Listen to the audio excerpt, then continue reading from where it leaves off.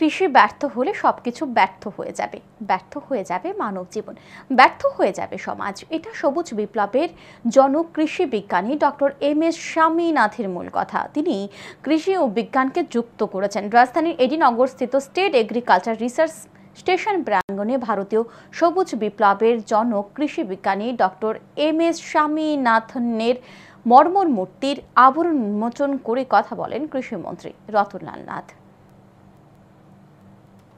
রাজধানীর এডিনগরস্থিত state agriculture research station প্রাঙ্গণে বুধবার এক অনুষ্ঠানের মধ্য দিয়ে ভারতীয় সবুজ বিপ্লবের জনক কৃষি বিজ্ঞানী ডক্টর এম.এস. স্বামীনাথনের মর্মর মূর্তির আবরণ উন্মোচন করা হয়। আবরণ উন্মোচন করেন কৃষিমন্ত্রী রতনলাল নাথ।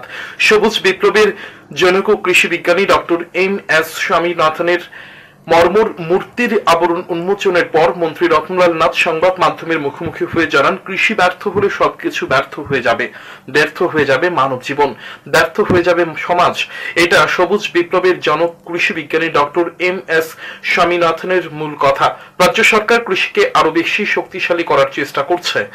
ইন্টিগ্রেটেড কাল্টিভেশনের উপর জোর দেওয়া হয়েছে। মন্ত্রী রতনলাল নাথ কৃষকদের উদ্দেশ্যে আহ্বান জানান কৃষি সেন্টারের সাথে যোগাযোগ রাখার জন্য। তিনি আরো বলেন, কৃষি ও বিজ্ঞানকে যুক্ত করেছেন সবুজ বিপ্লবের জনক কৃষি বিজ্ঞানী ডক্টর এম.এস. স্বামীনাথন।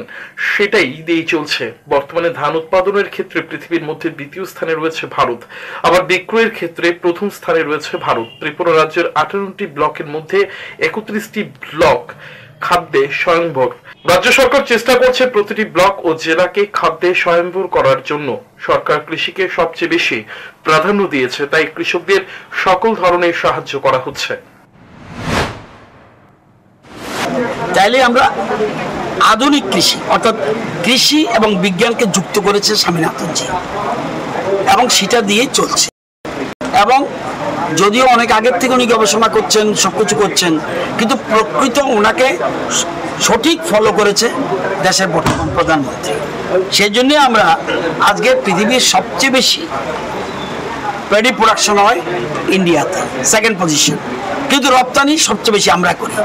চীন আমাদের সাথে রপ্তানিতে পারে না।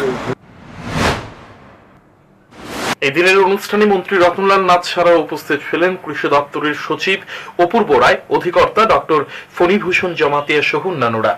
Bureau report, news today.